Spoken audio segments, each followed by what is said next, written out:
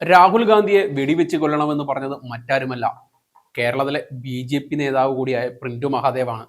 കഴിഞ്ഞ ദിവസം ന്യൂസ് 18 കേരളയുടെ ഒരു ചർച്ചയിൽ വെച്ചാണ് രാഹുൽ ഗാന്ധിയുടെ നെഞ്ചിലേക്ക് നിറയൊഴിക്കാൻ പോലും മടിക്കില്ല ഉള്ള ഒരു വധഭീഷണി അദ്ദേഹം മുഴക്കിയത്. ഇതുമായിട്ട് ബന്ധപ്പെട്ട് വലിയ പ്രതിഷേധങ്ങൾ കേരളത്തിൽ നടന്നുകൊണ്ടിരിക്കുകയാണ്.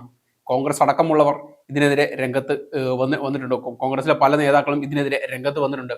മാത്രമല്ല, പേരാമംഗലം സ്റ്റേഷനിൽ പ്രിന്റു മഹാദേവനെതിരെ തൃശൂർ KSU പ്രസിഡന്റ് ഗോകുൽ ഗുരുവായൂർ പരാതി നൽകിയിട്ടുണ്ട്. അതിൽ കേസെടുത്തിട്ടുമുണ്ട്. എന്നാൽ ഈ ഒരു വിഷയം എത്ര വലിയ ഗുരുതരമാണ് എന്ന് നമ്മൾ കഴിഞ്ഞ ദിവസം ചർച്ച ചെയ്തതാണ്. എങ്കിലും ഒന്നുകൂടി പറയാം. അതായത് BJPക്ക് കോൺഗ്രസിനോടും രാഹുൽ ഗാന്ധിയോടും എത്രമാത്രം വെറുപ്പുളവാക്കുന്നതാണ് ഈ വെറുപ്പുണ്ട് എന്നതിൻ്റെ ഒരു ഉദാഹരണം മാത്രമാണ് ഈ സംഭവം. കാരണം മറ്റൊന്നുമല്ല, കഴിഞ്ഞ കുറച്ച് നാളുകളായി രാഹുൽ ഗാന്ധി BJPക്ക് നൽകിക്കൊണ്ടിരിക്കുന്ന അടികൾ വലിയ അടികളാണ്. വലിയ ബോംബുകളാണ് രാഹുൽ ഗാന്ധി BJPക്കെതിരെ വർഷിച്ചുകൊണ്ടിരിക്കുന്നത്. വോട്ട് ചോരി അടക്കമുള്ള വലിയ പ്രശ്നങ്ങൾ രാഹുൽ ഗാന്ധി ഈ രാജ്യത്തിന് മുന്നിലെ ജനങ്ങളിൽ അവതരിപ്പിച്ചുകൊണ്ടിരിക്കുകയാണ്. ഇതിൽ വളരെ അസ്വസ്ഥമാണ് BJP. അതിന്റെ പേരിലാണ് ലഡാക്ക് കലാപം രാഹുൽ ഗാന്ധിയുടെ തലയിൽ ഇടാൻ അവർ ശ്രമിച്ചുകൊണ്ടിരുന്നത്. ഇതുമായിട്ട് ബന്ധപ്പെട്ട ചർച്ചയിലാണ് രാഹുൽ ഗാന്ധിയുടെ നെഞ്ചിലേക്ക് നിറയൊഴിക്കുമെന്ന ഒരു വലിയ പരാമർശം അദ്ദേഹം നടത്തിയത്. എന്നാൽ ഇതേ വിഷയം കോൺഗ്രസ് കഴിഞ്ഞ ദിവസം സഭയിൽ അവതരിപ്പിക്കാൻ ശ്രമിച്ചപ്പോൾ സ്പീക്കർ പറഞ്ഞത് ഇത് അതിന് മാത്രം വലിയ സംഭവമൊന്നും അല്ല എന്ന രീതിയിലായിരുന്നു. അതായത് ഏതോ ഒരു ചാനൽ ചർച്ചയിൽ ആരെങ്കിലും എന്തെങ്കിലും പറഞ്ഞു എന്നതുകൊണ്ട് സഭയിൽ ചർച്ച ചെയ്യാനോ സാധിക്കില്ല എന്നായിരുന്നു സ്പീക്കറുടെ നിലപാട്. ഭരണപക്ഷത്തിന്റെയും നിലപാട് ഇത് തന്നെയായിരുന്നു. അതായത് കഴിഞ്ഞ കുറച്ച് നാളുകളിലായി CPM-ഉം BJP-യും തമ്മിലുള്ള ഒരു ബന്ധത്തിന്റെ ആഴമാണ് ഇതിൽ നിന്ന് വ്യക്തമാക്കുന്നത്. ഒരു BJP നേതാവ് ഈ രാജ്യത്തിന്റെ പ്രതിപക്ഷ നേതാവിനെ വധിക്കണമെന്ന ആഹ്വാനം നടത്തിയിട്ട് അതിനെതിരെ ചെറുവിരൽ അനക്കാൻ പോലും ഇവിടുത്തെ ഭരണപക്ഷം തയ്യാറാവുന്നില്ല എന്നതാണ് ഇതിന്റെ ഒരു വസ്തുത എന്ന് പറയുന്നത്.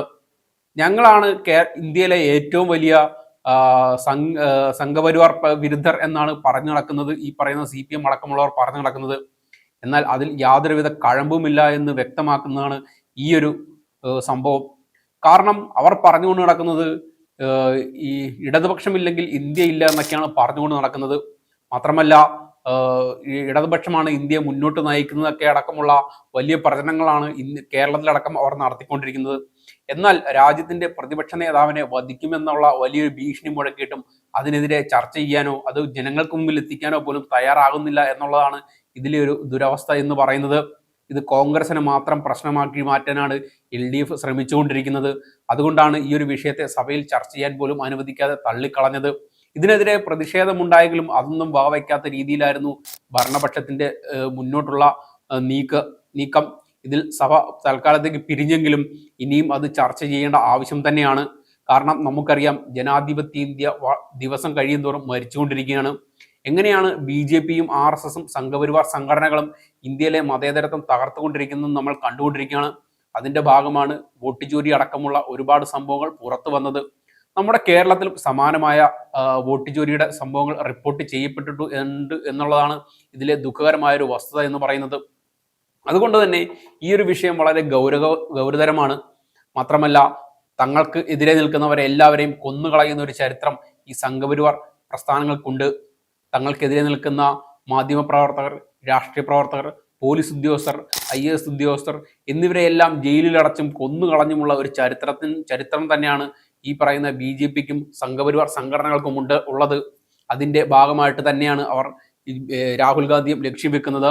നമുക്കറിയാം, ഇപ്പോൾ ബീഹാറിലടക്കം വോട്ട് ചോരി എന്ന വിഷയം ഉയർത്തിപ്പിടിച്ചുകൊണ്ട് നടക്കുന്ന ഈ യാത്രയിൽ രാഹുൽ ഗാന്ധിക്ക് കിട്ടുന്ന ഒരു ജനപിന്തുണയുണ്ട്. അതൊരിക്കലും BJP നേതാക്കളെ പോലെ PR വർക്ക് ചെയ്ത് നേടിയെടുത്തതല്ല. ജനങ്ങളോട് നേരിട്ട് സംവദിച്ച്, ജനങ്ങളോട് നേരിട്ട് സംസാരിച്ച് നേടിയെടുത്തതാണ് ആ വിശ്വാസം. കോൺഗ്രസിലോടുള്ള ജനങ്ങളുടെ വിശ്വാസമാണത്. കോൺഗ്രസ് ഇല്ലെങ്കിൽ ഇന്ത്യ ഇല്ല എന്നൊരു തിരിച്ചറിവിന്റെ പശ്ചാത്തലത്തിലാണ് രാഹുൽ ഗാന്ധിയെ കാണാൻ നിരവധി ആളുകൾ തടിച്ചു കൂടുന്നത്. മാത്രമല്ല, കുറെ വർഷങ്ങളായിട്ട് രാഹുൽ ഗാന്ധി ഈ ഇന്ത്യയിലൂടെ ഉടനീളം നടന്ന് ജനങ്ങളെ ജനാധിപത്യം എന്താണെന്ന് പഠിപ്പിക്കുകയും പറഞ്ഞു കൊടുക്കുകയും ചെയ്യുകയാണ്. ഇതിൽ വളരെ അസ്വസ്ഥമാണ് BJP. അത് കുറച്ച് നാളുകളിലായിട്ട് രാഹുൽ ഗാന്ധിക്കെതിരെ ഉയരുന്നുണ്ട്. പലതരം കേസുകളുമായിട്ട്, പലതരം വ്യാജ പ്രചരണങ്ങളുമായിട്ട്, പല കള്ളക്കേസുകളുമായിട്ട് അദ്ദേഹത്തെ വേട്ടയാടാൻ ശ്രമിച്ചുകൊണ്ടിരിക്കുകയാണ്. അദ്ദേഹത്തിന്റെ വസതിയിൽ നിന്നും ഇറക്കിവിട്ട സംഭവങ്ങൾ പോലും ഇതിനു മുമ്പ് ഉണ്ടായിട്ടുണ്ട് എന്നുള്ളത് വസ്തുതയാണ്.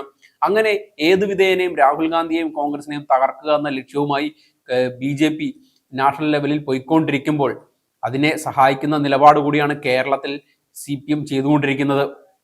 അതായത് രാഹുൽ ഗാന്ധിക്ക് എന്ത് സംഭവിച്ചാലും തങ്ങൾക്കൊന്നുമില്ല എന്നുള്ള ഒരു നിലപാടിലാണ് പലപ്പോഴും കേരളത്തിൽ ഇടതുപക്ഷം സ്വീകരിച്ചുകൊണ്ടിരിക്കുന്നത്. നമുക്കറിയാം, ഇതിനു മുൻപ് ഭാരത് ജോഡോ യാത്ര എന്നൊരു യാത്ര രാഹുൽ ഗാന്ധി നടത്തിയിരുന്നു.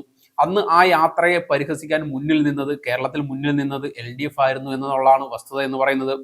കേരളത്തിൽ തീർച്ചയായിട്ടും രാഹുൽ ഗാന്ധി കോൺഗ്രസിന്റെ ഭാഗമായി ഒരിക്കൽ വയനാട്ടിൽ മത്സരിച്ച് ജയിച്ചിട്ടുണ്ട്. അന്ന് തുടങ്ങിയതാണ് LDFന് കോൺഗ്രസിനോടും രാഹുൽ ഗാന്ധിയോടുമുള്ള ഈ ദേഷ്യം. അതിന്റെ ഭാഗമായി ഇപ്പോഴും ആ ഒരു ദേഷ്യം പിന്തുടർന്നു കൊണ്ട് പോകുന്നു എന്നുള്ളതാണ് ഇതിന്റെ ഒരു ദുഃഖകരമായ ഒരു വസ്തുത എന്ന് പറയുന്നത്. കോൺഗ്രസ് ഇല്ലെങ്കിൽ ഇന്ത്യ ഇല്ല എന്നൊരു നിലയിലേക്ക് കാര്യങ്ങൾ എത്തിയിട്ടുണ്ട്. അതിന്റെ ഭാഗമാണ് കഴിഞ്ഞ 2024 ലോക്സഭാ തെരഞ്ഞെടുപ്പിൽ ഇന്ത്യ മുന്നണി എന്ന പേരിൽ ഇന്ത്യയിലെ മറ്റ് പ്രതിപക്ഷ പാർട്ടികളെല്ലാവരും ചേർന്നുകൊണ്ട് ഒരു മുന്നണി സ്ഥാപിക്കുകയും അതിൽ പ്രവർത്തിക്കുകയും വിജയിക്കുകയും ചെയ്തത്.